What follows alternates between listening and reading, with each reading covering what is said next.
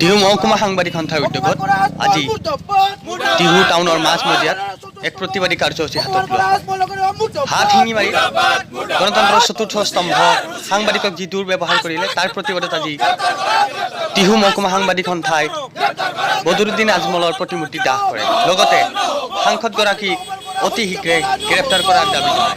এই প্ৰতিবাদী কাৰ্যসূচীত টিহু আঞ্চলিক ছাত্ৰ সন্থা, যুৱ ছাত্ৰ পৰিষদ, টিহু আঞ্চলিক সমিতি, NSY, কৰ্মচাৰী পৰিষদকে ধৰি বিভিন্ন দল সংগঠনে অংশগ্ৰহণ কৰে। অন্যতম স্তম্ভ বিধানমণ্ডলৰ এগৰাকী দায়িত্বশীল প্ৰতিনিধি বদৰুদ্দিন আজমল ডাঙৰীয়াই আজি আমাৰ সতীৰ্থ সাংবাদিক এগৰাকী তেখেতৰ কৰ্তব্যৰ অৱস্থাত যি অপমান কৰিলে, যি ব্যৱহাৰ কৰিলে, এই বিষয়টোত আমাৰ সমগ্ৰ টিহু অঞ্চলৰ সাংবাদিকসকলে তীব্ৰ প্ৰতিক্ৰিয়া কৰিছোঁ।